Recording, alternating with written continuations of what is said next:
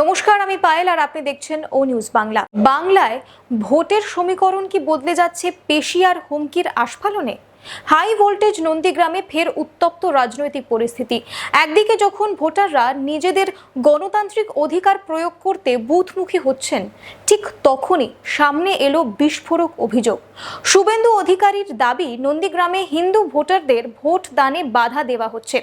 আর এই অভিযোগের কেন্দ্রবিন্দুতে সাউদ্দিন। হিন্দু বুথে ধমকাচ্ছে শেখ সাউদ্দিন। আপনি যাচ্ছেন? আমি যাচ্ছি ওখানে।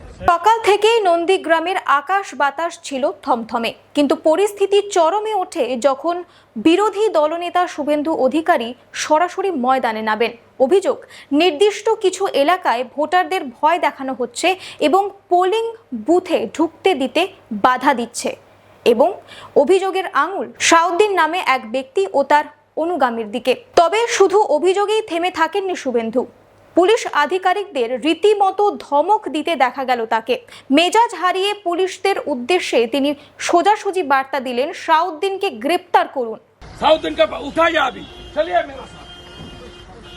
এবারে দম ঢিলা করে ছাড়বো এদের। প্রশাসনের নিরপেক্ষতা নিয়ে সরাসরি প্রশ্ন তুলেছেন তিনি। সাউদ্দিনকে উঠাই যাবি, চলিয়ে মেরা সাথ। এবারে দম ঢিলা করে ছাড়বো এদের।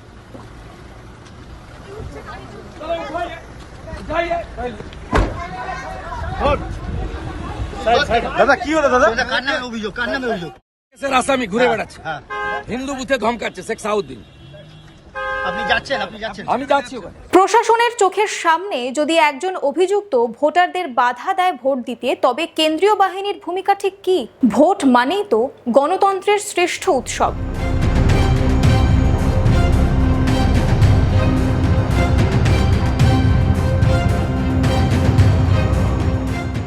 কিন্তু নন্দীগ্রামের এই ছবি কি সেই উৎসবকে কালিমালিপ্ত করছে না? পুলিশ প্রশাসন কি শেষ পর্যন্ত সাউদ্দিনের বিরুদ্ধে কোনো পদক্ষেপ নেবে, নাকি শুভেন্দু অধিকারীর এই হুঁশিয়ারি নিছকই নির্বাচনী গিমিক হয়েই রয়ে যাবে? নজর থাকবে আমাদের। আপাতত এই পর্যন্তই। অন্যান্য সব খবরের জন্য চোখ রাখুন ও নিউজ বাংলায়। নমস্কার।